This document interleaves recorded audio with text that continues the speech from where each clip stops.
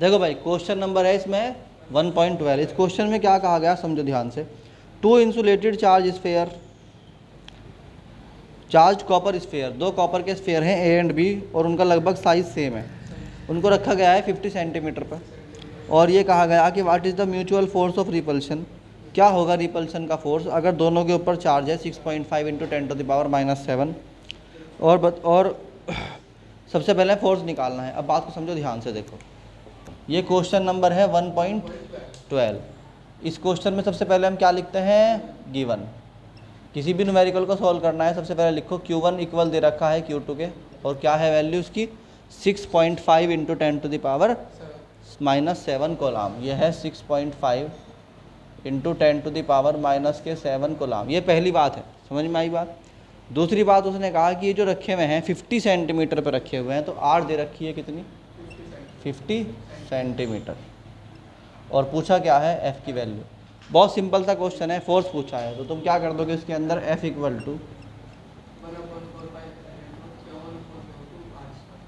Q1 Q2 over R square. तो F equal to इसकी value 9 into 10⁻9 into Q1 की value 6.5 into 10⁻⁻7 into Q की value 6.5 into 10⁻⁻7 over R square, यानी कि 50 into 50 into 10⁻⁻4 square करा था ना इसका हमने, तो यहाँ से फोर्स निकाल दोगे।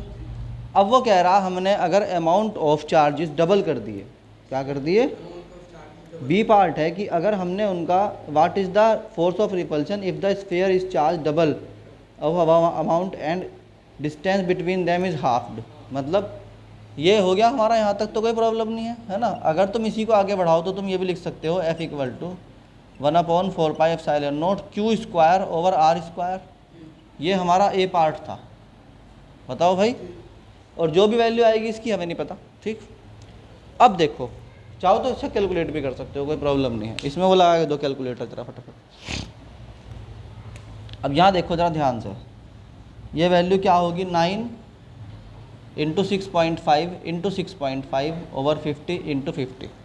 तो ये क्या होगा अगर हम इसे कैलकुलेट करेंगे, 9 multiply by 6.5 multiply by 6.5 divided by 50 divided by 50। तो ये आ गया 0.1521 इंटू 10⁻। यहाँ देखो 9 पावर है, यहाँ माइनस के 14, ये ऊपर जाएगा प्लस के 10, ये 9 रहेगा, तो माइनस के 1 रहेगा ये ओनली। बोलो तो माइनस के 1 को हम क्या एक और लगा सकते हैं, यानी कि ये आ गया 0.015 न्यूटन का फोर्स आ गया इनके बीच में। आई बात समझ में, यहाँ तक कोई प्रॉब्लम। अब उसने बी पार्ट कहा, बी पार्ट में समझो ध्यान से क्या कह रहा है। बी पार्ट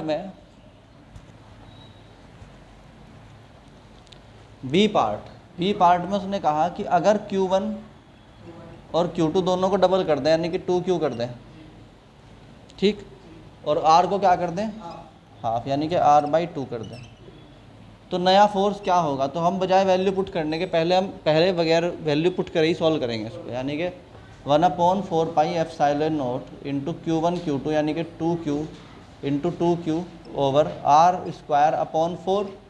ये 4 कहाँ पहुँच जाएगा, ऊपर, तो ये आ जाएगा 1/4πε0 इंटू 2 इंटू 2 4 इंटू क्या हो जाएगा 16 Q square upon R square. तो ये वही तो आ गया जो नया फोर्स आया है, इसे F डैश बोल दो। तो F डैश कितना आ गया, 16 ऑफ F, 16 गुना आ गया किसका, जो था। तो अगर तुम्हारे पास पहले वैल्यू थी कितनी, 16 इंटू 0.015, तो मल्टीप्लाई कर दो उसकी, बताओ भाई। तो क्या होगी ये वैल्यू 0.015 मल्टीप्लाई बाई 16, यानी कि वो 16 गुना हो गया, तो ये हो जाएगा 2.4 न्यूटन। तो फोर्स बढ़ जाएगा। इसका मतलब क्या है, ये क्वेश्चन में तुम्हें क्या समझाना चाह रहा, इसमें ये बता रहा कि F प्रोपोर्शनल होता है Q1 Q2 के। इसका मतलब चार्ज की वैल्यू बढ़ाओगे तो फोर्स की वैल्यू बढ़ेगी, और F प्रोपोर्शनल होता है किसके, 1/r² के। इसका मतलब R की वैल्यू बढ़ाओगे तो एफ़ की वैल्यू घटेगी, और अगर आर की वैल्यू घटाओगे तो एफ़ की वैल्यू बढ़ेगी। बस ये बताना चाह रहा है इस क्वेश्चन में, वो समझ में आई बात। चलो